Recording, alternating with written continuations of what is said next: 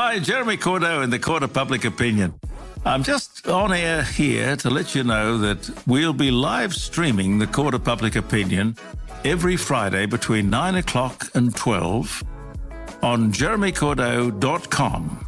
Please join us. We'd love to have you.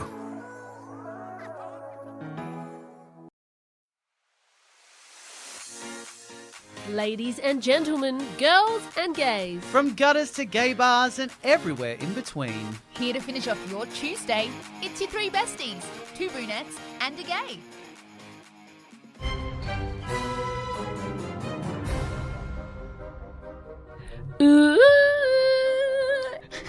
Yes, everybody, it is the 31st of October today, and you know what that means, don't you? It's Tuesday? International Pirates Day. No! that was a few weeks ago. If you missed that show, it is Halloween. So we have a very special spooky edition Spectacular show planned for you all. of Two Brunettes and a Gay for you this evening. I am actually really excited about this show because I don't like being scared, but in the same, like being scared or scary things. Yeah. Like you don't like it, but you like it at the same time. Yeah. You know, it's kind of like, it's like one of those things where you can't keep away, but you want to keep away because then afterwards you're really scared. Makes you feel alive. It makes you feel alive. You want to hear more. Like when people tell me ghost stories, I'm like, tell me more, but don't tell me more. Did you get very far? No.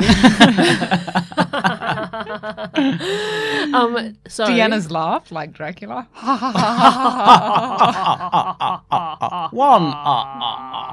Yes, well, my HALLOWQUEENs. HALLOWQUEENs, as you are.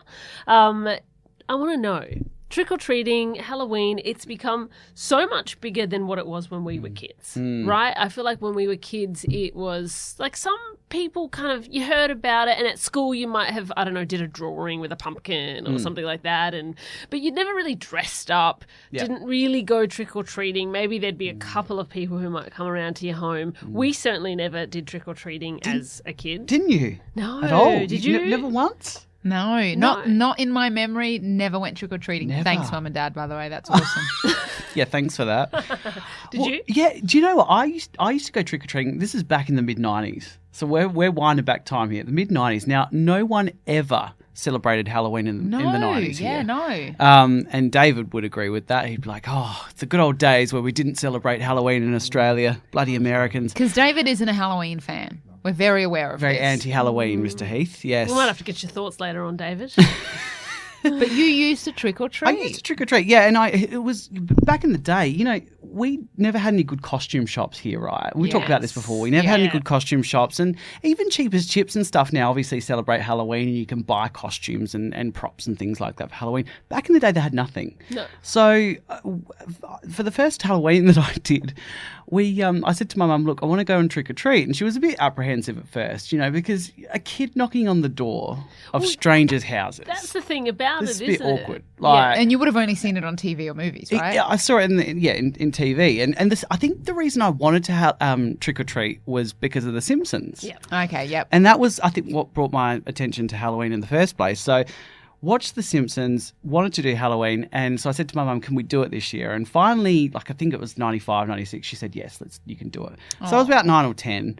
And couldn't find a costume, couldn't find any masks or anything. So we improvised, and it started off, I wanted to be a mummy. Like the mummy. The mummy. A mummy, yeah. That's not difficult, That's though. not difficult, It was a popular right? movie back then. It's not difficult if you've got the right amount of bandages. Oh, you didn't have enough, I'm assuming? So we only had enough for the head. And then we ran out. So I don't know what came over me or why I thought about this idea. What did you dress up as? I dressed up as a car accident victim. That was my backstory. So I had this head bandaged up, and the rest of me had Band-Aids over me, and I had tomato sauce poured all over me for blood purposes. And Was Was it your idea? Were you like, listen, we don't have enough bandages, so let's improvise? Or was your mum like, how about we make you a car crash victim? You know what was the sad thing was? It was my idea. That's fantastic. I have no idea where this always came been out creative. of. I just got creative and said, okay, cool. What can we make this outfit into? So anyway, my first Halloween, I went with my cousins and we went around the neighbourhood, and the majority of people just slammed the door in our face. Aw. No one had candy for us. Was one no of one them had David? chocolates. Yeah, thinking back in the day, it probably was David. Yeah, probably was him slamming the door in my face. Thanks, David. But yeah, and you know, we didn't even have like that. You know how they've got those cool like tubs and stuff now with like the pumpkin head and stuff that you can keep your candy in. Yes. Yeah, no. Mine was a plastic Portman's bag that Mum pulled out of the cupboard. So here you go. You can just use this to collect your candy. Trick-or-treater. I was a cheap trick-or-treater. But again, over the years, it's just gotten out of control. And now everybody celebrates Halloween. Yeah. And I think when we were kids, probably, I didn't think about Halloween for what I know it to be about now. I just thought it was like kind of like, just a day where we, people dress up and get lollies. No, well, and the other thing is, though, what you've highlighted is that back in the day as kids, when we used to have things with costumes, right, like even at school, we used to be resourceful. Yes. We used to do the things that you're talking about. We used to make our costumes out of things that you had around the home or, some of your parents' old clothes or something from the op shop. Deanna, I remember you made something at school that was made out of like pantyhose and pillow stuffings. Oh, yes. Yeah, we had His to name make... was like Delilah and it had legs. Yeah, it was. It was like an environmental creature. That actually sounds really scary. Yeah, it was good. Actually, my Delilah. mum made it. I didn't really make it. My mum used to get a little bit carried away with the crafts projects. Shout out to Mum for that. Oh my God. Just to take a second, not just the crafts project. When you used to have a shared lunch at school and people would be like, what do you bring? I'll bring a bag of chips. I'm going to bring some fairy bread. My mum would make like a charcuterie board and as like a 6-year-old you're walking in with like brie cheese and you're like I just want a bag of shapes. I just want a packet of barbecue shapes. Like, why do I look like an idiot? The teachers come up and like, thanks for that. I'm just going to team that with my wine at lunch. Literally. Thanks. But back to Halloween, right? So the thing about it is that I have always been really afraid of anything scary, like since I was a kid. So I would never have probably participated because I was the type of kid who I couldn't, the Goosebumps novels. I love the Goosebumps novels. I could never even read like the blurb. Wasn't Really? Yes, I was so scared. Like I was one of those kids. I was afraid of the dark from the youngest age. Like, I'm still afraid of the dark, to be perfectly honest with you. Pretty common though. But scary movies, like never. Yeah. Like anything to do with ghost stories and things, I wouldn't sleep for a week. Like it would just play on my mind. So, the thing about Halloween is all the paranormal activity that supposedly goes on. And do you know where this comes from, right? So I looked up the origins of Halloween. Yeah, because I actually don't know what the origins of Halloween are. I just think of it as like a big party, really. You just collect as candy. an American tradition that we've seen on TV and movies. Exactly. You dress up like a whore in your 20s and you go out drinking. Yeah. That's The older you get, the sluttier your costumes get. that's exactly right. And they did for me. This I did know about it, but I'll read it for you guys as well. It's a pivotal time of year when the seasons change, but more importantly, observers also believe that the boundary between this world and the next become especially thin, enabling them to connect with the dead. Right? So this is where Halloween has its history of haunted connotations because we've got All Hallows Day on the 31st and then that veil is supposed to be closed and then we move into the All Saints Day on the 1st of November, right? And so that's why there's arguments as to whether or not Halloween should be celebrated at all in religious traditions because some traditions don't believe it's something to celebrate. Yeah. It's like the What are occult you or whatever inviting it is. in? Yeah. What are you inviting in? That's right.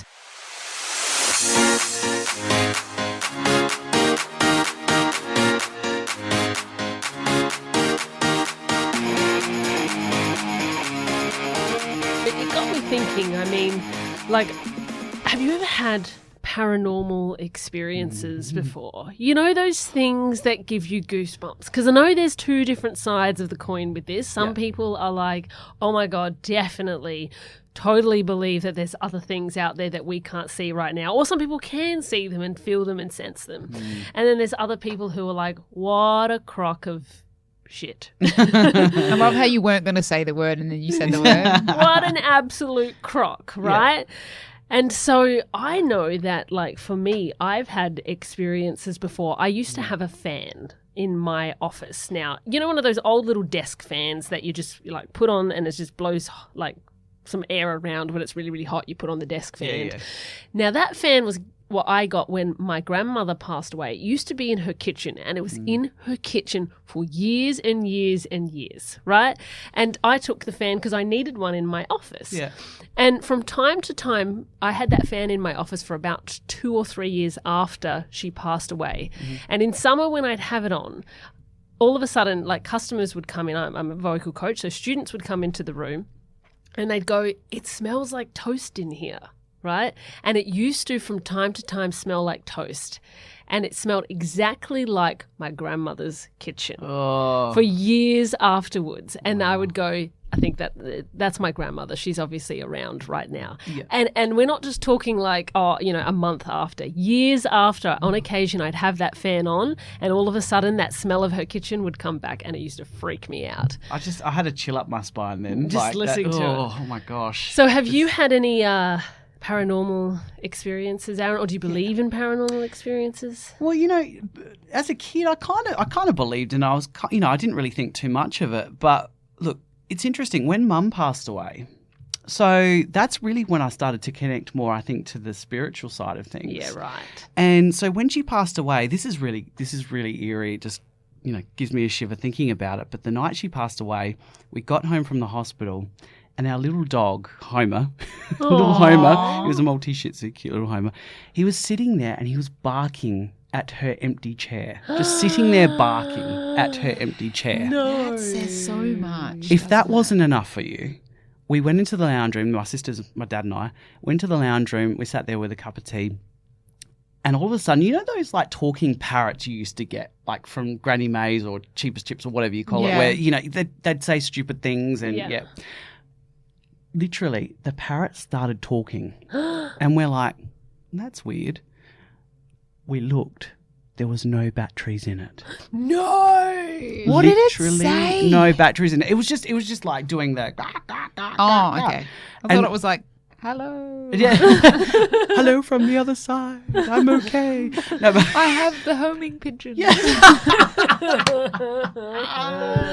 But it was really like, it was a moment we all just looked at each other and we checked and we're like, we're not going insane, are we? We all saw that. Yeah, right. And that moment for me was the minute I went, okay, I totally believe in the afterlife and I believe in spirits and energies and presence. And since then, there you go. Wow. And there's so many things that you can't explain. And I personally am someone who prefers to be on the side where, apart from, the few little things like my grandmother's fan, I haven't experienced or seen too much, and I prefer to keep it that way.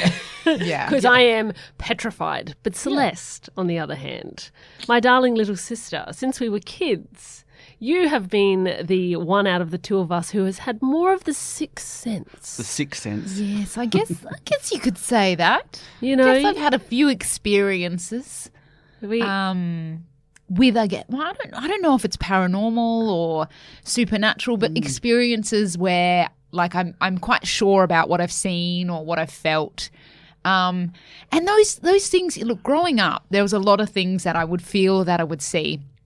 And this, I don't know if this has been passed down the line, right? Because this is actually something that our dad has the ability of, right? Has done for years. Not something that he loves the fact that he has the ability of, but he is very, very good at, I guess, communicating or sensing things from the other side. He receives messages often from the other side. And it's something that he's always struggled with. And because of that, I've always wondered, like, is that where I got it from? Is this where I'm feeling this from?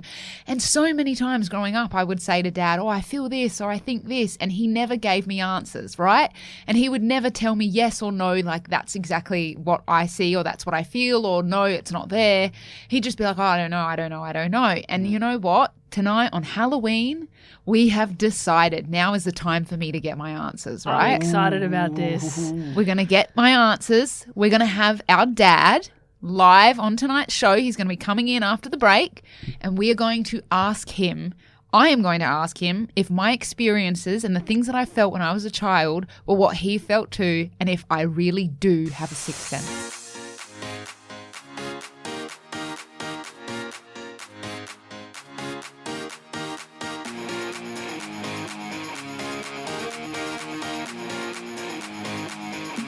Okay, so if you are just joining us after the break, we have been talking all things Halloween. We are dedicating tonight's show, much to Mr. Heath's dismay, to the celebration or commiseration of Halloween. Tonight is the 31st of October. There's plenty of trick-or-treaters out on the streets tonight, knocking on the studio doors. David won't let any of them in. We should have gotten dressed for the occasion, but we just look a bit average today. No, come from work. We didn't think about it. Oh, look, I think you look frightening as it is. Oh, thanks. Well, that's not a Halloween thing. That's an everyday thing. Jeez. So nice to have you in the studio. Now, if you were listening before the break, we talked a little about our experiences with Halloween. Aaron told us about his trick-or-treating as a car accident victim, which is just, he didn't get hit by a car. Let me clarify that. He was not trick-or-treating and became a car accident victim. He went trick-or-treating dressed as a car accident victim. Yes, that was my backstory. Exactly. Right, we talked about Deanna's experience with the paranormal and her toast fan. And then we touched on the fact that I guess I am the one out of the three of us that has had the most paranormal experiences, or what I would like to classify as paranormal experiences, but I've never been 100% sure. We also said that my dad is the one that carries this gift in our family, and so we have brought him into the studio for the first time. He is live on air. Hello, Dad. How are you? Welcome. Good, thanks, Celeste. Well, thank you. Now, Dad, you have some very, very scary, accurate stories that you have, I guess, about all the scary stuff growing up that you don't like to share. So it took a little bit to get him on air. It took some convincing. Because he doesn't like it. You kind of, think that people might think that you're a little bit nuts, maybe? Look, that's probably one thing. The other thing is, as your kids growing up, it probably wasn't something I wanted to share that you thought might not let you sleep well. Yeah. Well, that leads perfectly into what we're going to do because, Dad, we have brought you here to obviously tell you, we haven't given you, a huge description, but what we want to do is I'm going to tell you the experiences that I had as a child. You would remember these. You know that I've spoken to you about them before. Experiences that you never gave me clarity on if I was right or if I was wrong, and if my sixth senses are where I think they are.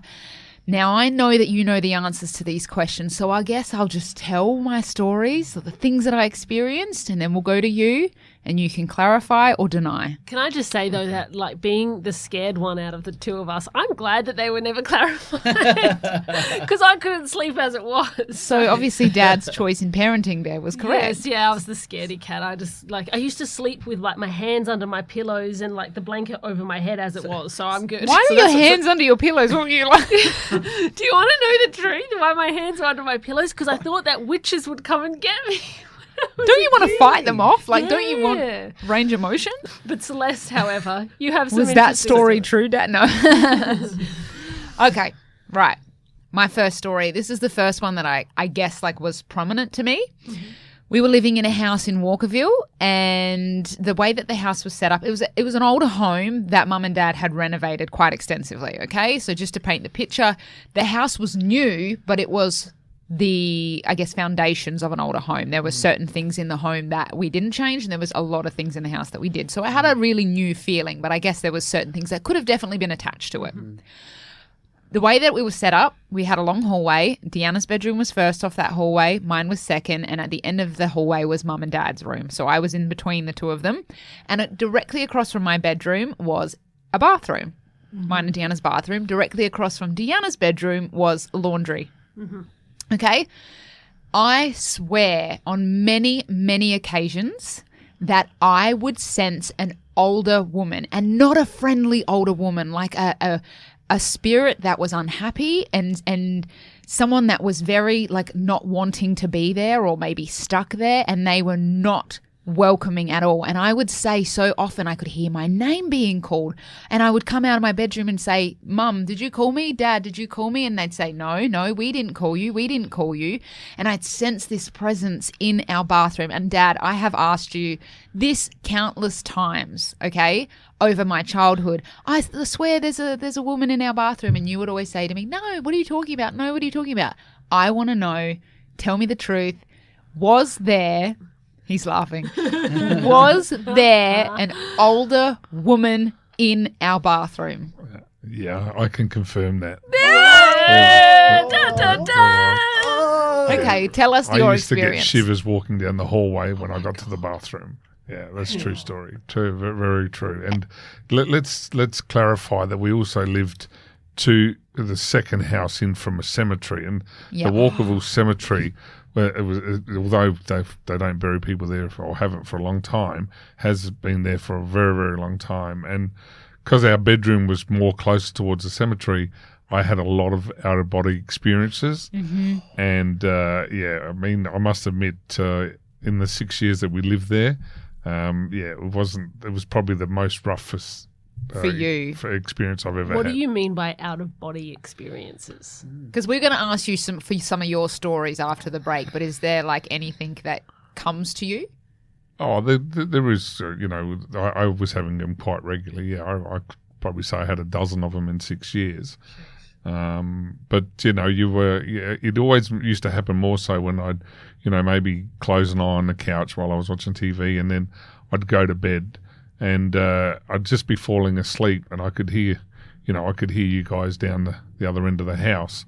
But I would find that my body would start lifting off the bed, and I'd be trying to scream to for you guys to hear me, and I couldn't, and I'd try to move, and I couldn't move, and I could see myself lifting out of my body above. Astro traveling. And then I would just, be that much, like just trying to scream with no voice come out, and then I'd just sort of fall back down, and it was that. And then Mum would run away and be like, I didn't do it. That freaks me out because that happened to me when I was a kid. Really? I had a nightmare one night, and I climbed into my mum and dad's bed when I was really young, and I just all of a sudden felt like I was being lifted out of the bed, and I remember screaming, and no one could hear me. Maybe you are more of a sixth sense than you think, Aaron. Yeah, it was really creepy, and I got to the light, like the lighting fixture, and all of a sudden it flashed, and I just woke up in my bed. Yeah, right. In the bed, and it was... You were back in your body. Crazy. Freaky, yeah. And so can you describe the old lady at all? Like, do you remember what she looked like? No, well, like I say, she was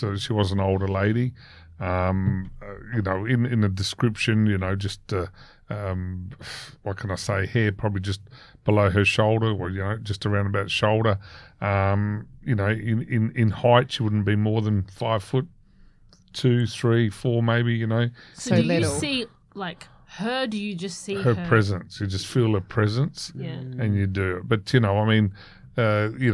saying that as well, I mean, I do see a lot. I can go to bed and close my eyes, and it's like I'm walking in Rundle Mall where people want to come up to me and ask me questions, and I don't know them. They're asking me something, but I don't know what they want me to say or who they want me to tell. Yeah, there's so much to unpack there. There's so much to unpack. Wow. Okay, we are going to talk more about that after the break, but I do want to clarify one more thing with you.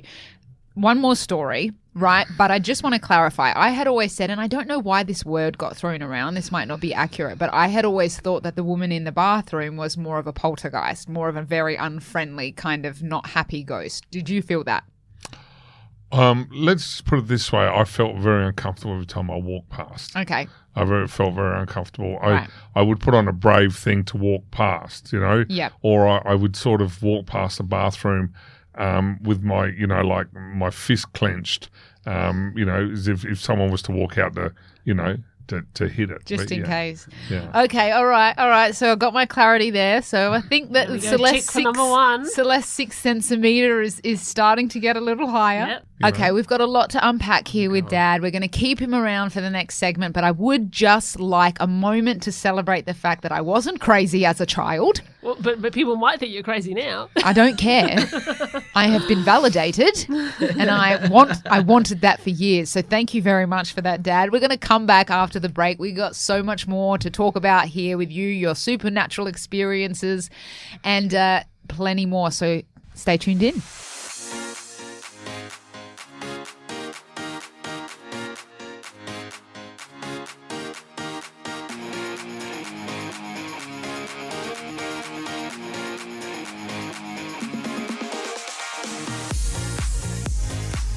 In case you have only just tuned in, it's Halloween tonight.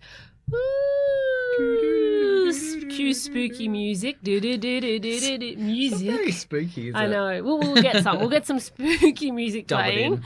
We didn't Dub plan it in. that well, did we? No, we didn't. Clearly organised this show very last minute. Yes, and we decided, all the trick-or-treaters are out there right now. If they're knocking on the door, we're definitely not giving them any candy because we're here live on air. No, because we've tried and David's yelled at us. Yeah, that's right. David And is the anti-Halloween funsucker man, but we'll talk about that later.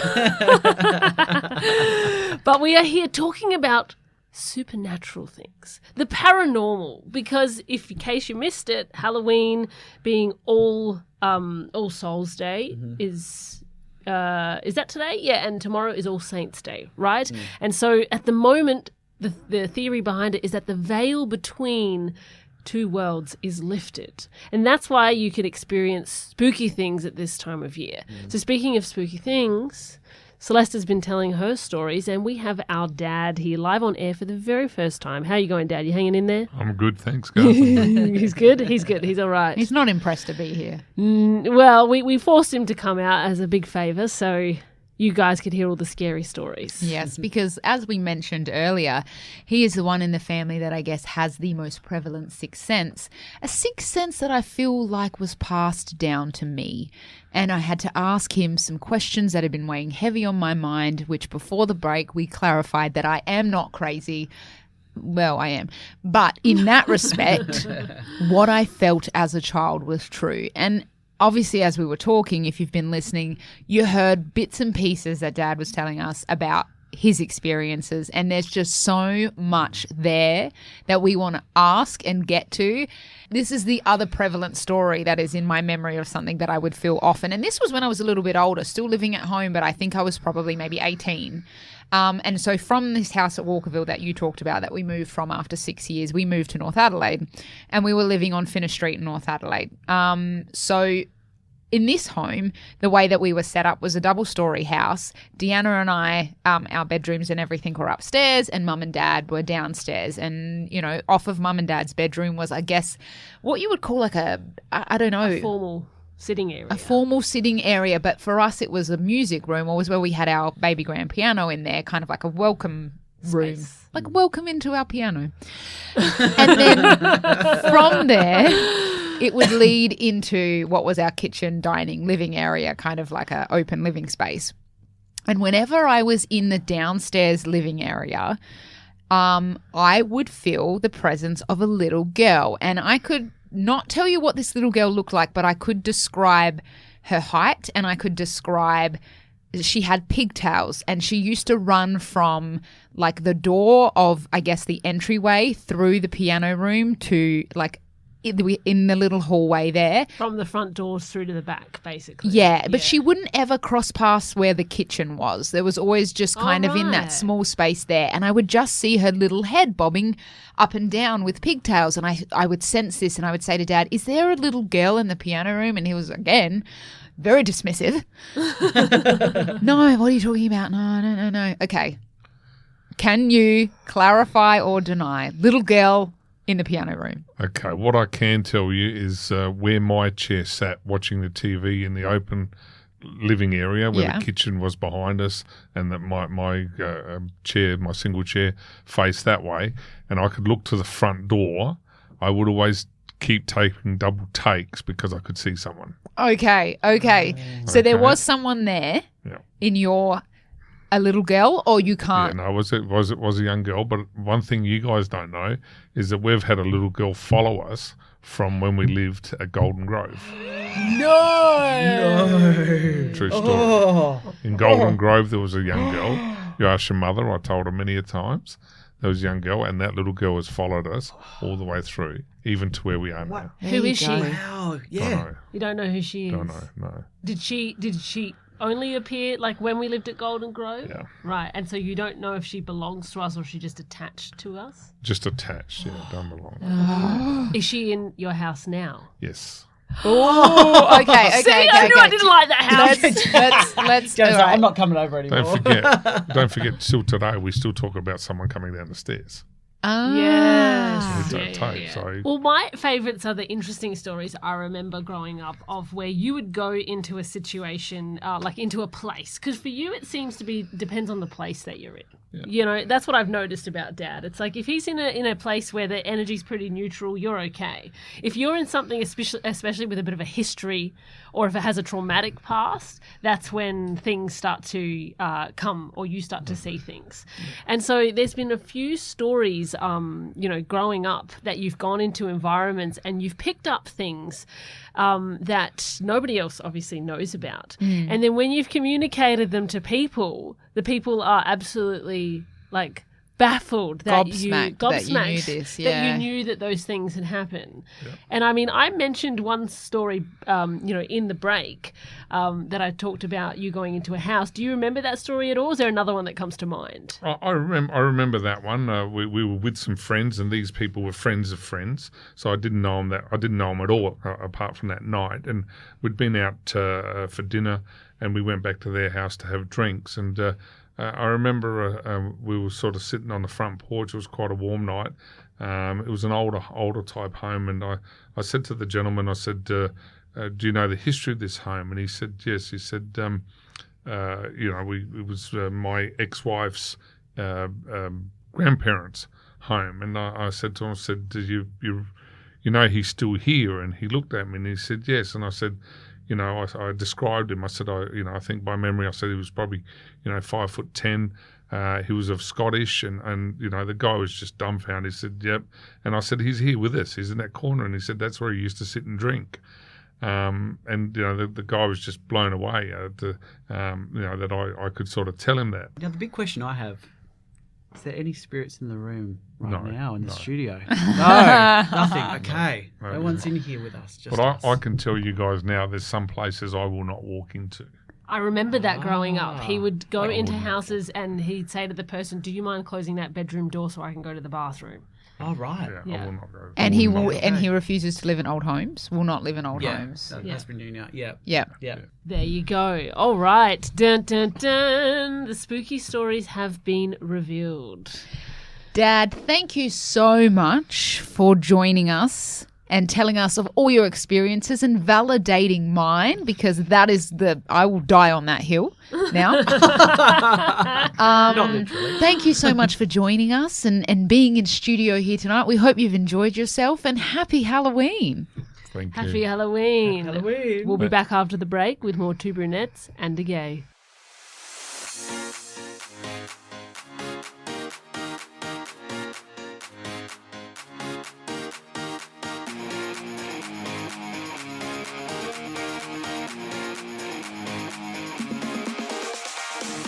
Welcome back to our Halloween special edition of Two Brunettes and a Gay, everybody. We've been talking to our dad, who has a bit of a sixth sense, and Celeste has a bit of a sixth sense as well. And we've been talking all things supernatural and paranormal and just scary experiences in general. And if you've been listening to the show and you're someone who doesn't experience this, as we spoke to David in the break, and he was like, I haven't had anything in my life that I can't explain. And obviously, Aaron, you said that your husband Mark is a little bit the same as well. Yeah, pretty much. You know, so you might be listening to us going, these guys are on crack. And well, you'd be right. But well, I'm not. But if you have some, you're welcome to the station. What's the address for the station here? No. But the thing is that, you know what I was wondering in that conversation? I'm thinking, I wonder if, because we mentioned before, we're all personally really scared growing up of certain things. Like I couldn't read Goosebumps novels and Celeste. Like you've mentioned the Thriller video from Michael Jackson. It was like couldn't watch that. Film clip would scare the living daylights out of me. Such a good video. It's an epic video. And as an adult, I have a different appreciation for it. Like I feel like it's amazing. But as a kid, I was like, this is scary. Like hide. I can't watch it. It is pretty creepy. But, I mean, when I was a kid, though, we had the making of Thriller on VHS. And I reckon I was about, 4 or 5, and I watched it. And I think that's where I started to understand, obviously, all about, makeup, special effects and all that kind of stuff. So then when I did watch anything scary, I kind of saw through it. And in my head was like, okay, this is all fiction. It's made up. It's not real.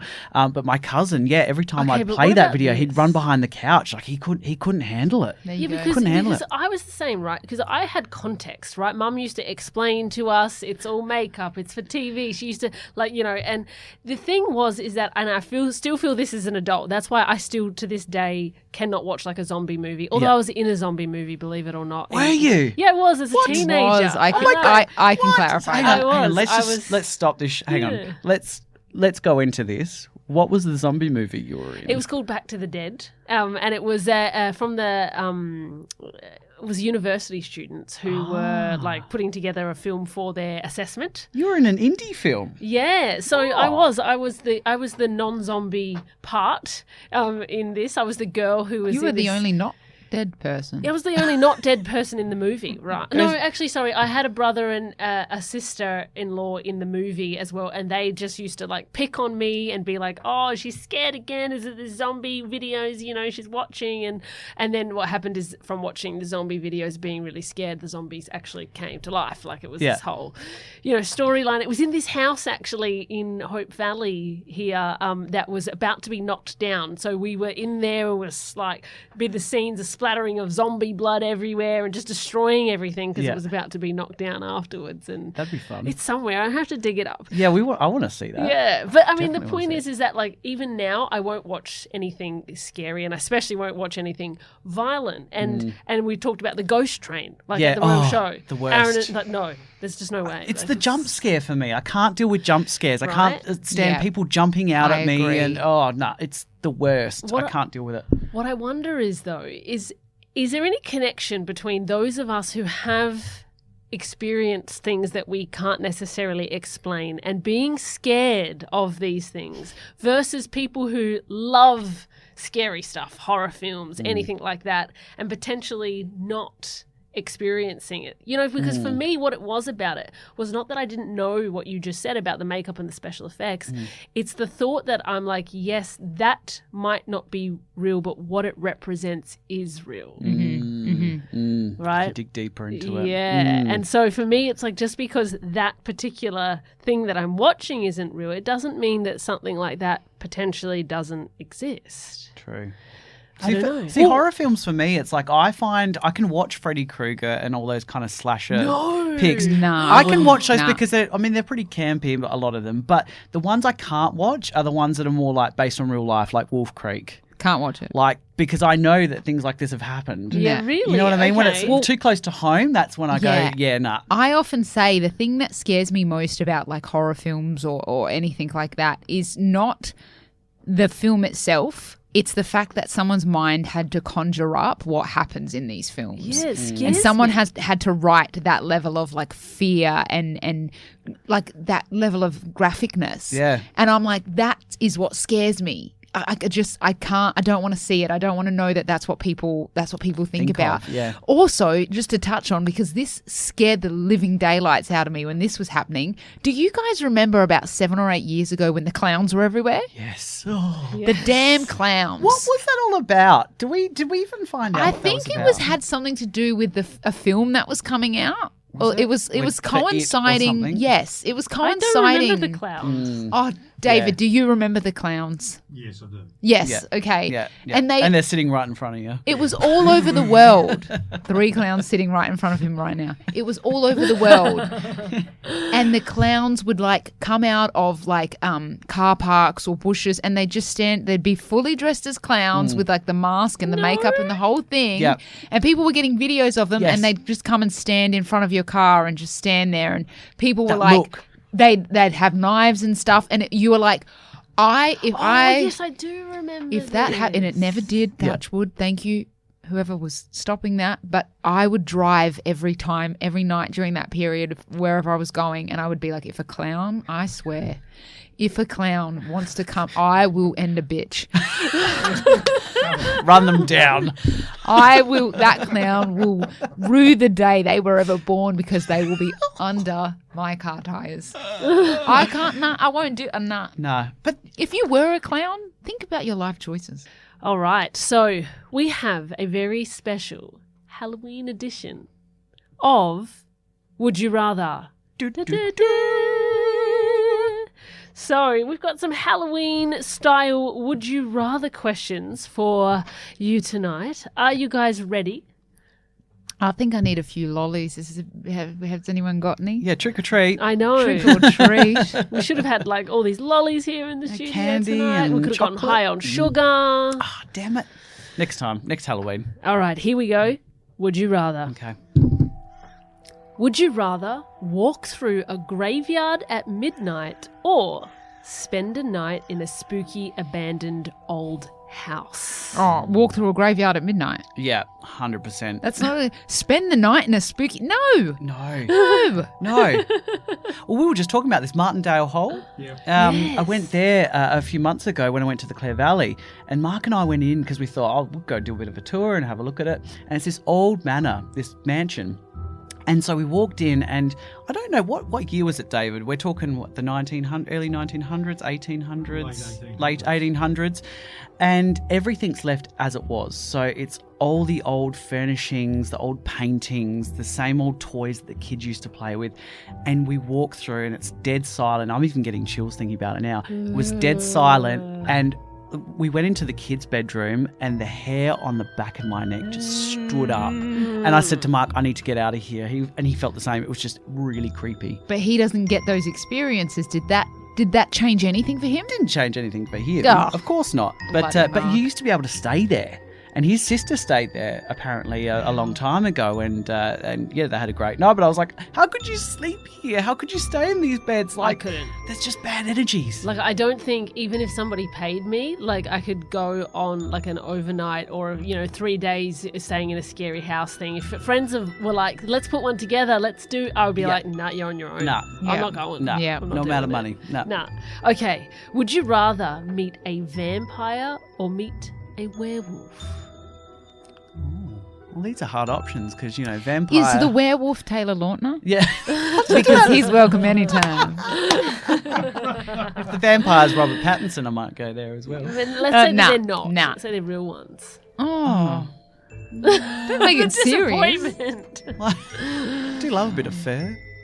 I feel like I'd rather meet a vampire because I feel like human to human, I might be able to like talk to them and convince them not to eat me, or I don't know what vampires do, like drink my blood. But with a werewolf, like how am I going to fight a werewolf? That's a very logical explanation. Yeah, there That's you go. true. Yeah, I'd go with the vampire. I feel like the last been sucked out of me at the moment anyway. You don't mind a bit of Got sucking, nothing do left you, to gay Nothing man? left to give them. Gay men I'll don't take mind what a bit you of want. sucking, do they? Take what you want. I've got nothing left to give. Yeah, total gay stereotype. I am. Would you rather be a ghost or a zombie? Ghost. That's a tricky one. I'd be a ghost. I'd be a friendly ghost. Yeah, I'd rather be a ghost and go and visit the people that I miss.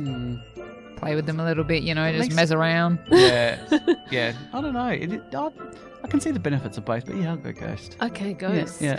Would you rather have vampire teeth or a witch's mole on your nose? Vampire teeth. Yeah, vampire teeth. I can cut through a steak better with those. Oh, God. Would you rather be locked in a room full of snakes or a room full of rats? Oh, that's my worst nightmare. Well, rats can't okay. kill me. You just Rats freaked can't out kill there, me. didn't Oh, you? yuck. They're the two worst things in the world. Rats can't kill you. They can if you've been in there for a while and you start to decompose. Oh. Start to Yeah, but you're dead. If I'm decomposing, I'm already dead. So then rats have at it. Oh, my God. And how long am I being locked in this room for? I don't know. Yeah. No, I'd have to go rats. I'm terrified of both, but snakes just scare the crap out of me. Yeah, right. I've been having nightmares about snakes this week too. Ooh, that means something. You have to look it up. I had a look at it. Says you're feeling overwhelmed. So they're not attacking me, there but you there's go. just a lot of them. So Yes, feeling overwhelmed. For those allegedly. listeners There you go. listening, I am one of those weirdos that's always like, it means something. Yes, Look it up. there's always- Everything means everything. I think so too. Yes. Okay, last one. Would you rather be stuck in the dark or have something dark underneath your bed? Well, there's already something dark beneath my bed.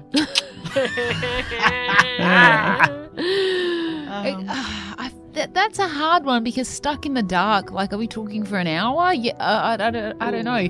And is the thing under my bed for a night or is it under my bed forever? Let's say stuck in the dark or be So stuck in the dark sleeping forever? with something dark under. Oh, I feel like that's okay. Let's say stuck in the dark for a month or sleeping with something dark under your bed for a year. There you go. Make it more tangible. Still probably something under my bed because I'd just like jump off the bed and run. Yeah. I know it's there. Whether it's if Yeah. I'm stuck in the dark, I feel like you might mentally go insane. Yeah. Definitely. I'll agree with you on that one. Better choice. All right, First there time you for have it. everything. Would you rather Would you Halloween? Halloween edition? Now, we hope wherever you are, if you are celebrating a spooky Halloween, have fun. Please don't encounter anything that we don't want in, this side of the plane. Or if Yes. you do, let us know. We might have you on for the next show. Yes, I feel like we've got so many more scary stories between us that we could share. So we're going to have to do another scary edition sometime soon. for David's sure. thrilled Part about two. that. Yay. David's like, I'm going to be sick that day. Let me know in advance He's when doing it the is. whoop-de-doo sign right now. I think he's doing the wind-up sign, Wind right? up. Oh, that's right. Yeah, it's like, okay. Whoop-de-doo Well, wind speaking whoop-de-doo. That's a new segment, the whoop-de-doo wind-up. Stay tuned next week. We'll have that one. Love it. No, but speaking of winding it up, if you have been listening live and you want to catch us on the podcast, you can do so on all of your major podcasting platforms. Just search Two Brunettes and a Gay. And of course, if you want to catch us live, we're on at 5 p.m. every Tuesday on Radio Italia Uno 87.6 FM. And you can listen live on the Radio Italia Uno Adelaide app as well. And of course, if you haven't already, please head to Facebook and Instagram, search Two Brunettes and a Gay, and follow us for lots of fun stuff, content. I know we don't really sell the social media. It's good. Like, go. You'll see, it's good. I just love the fact that Celeste yawned when you said that. She did. Heard it so many times. She's like, I'm over this show now. I'm done. I got to go put my costume on and harass people at their Yeah, houses. go be a clown. Now go forth, do the monster mash, have a fabulous week, and we'll see you Next Tuesday. Ciao, Adelaide! It's your favourite trio, Two Brunettes and a Gay, here to remind you to join us every Tuesday at 5 p.m. for your drive home. Expect the best beats, sassiest segments, and plenty of piping hot tea from the weekly rumour mill. And let's be honest, we know us Italians love a good gossip. So tune in at 5 p.m. every Tuesday right here on your number one station, Radio Italia Uno 87.6 FM. Hi, Jeremy Cordo in the Court of Public Opinion. I'm just on air here to let you know that we'll be live streaming the Court of Public Opinion every Friday between 9 o'clock and 12 on jeremycordo.com.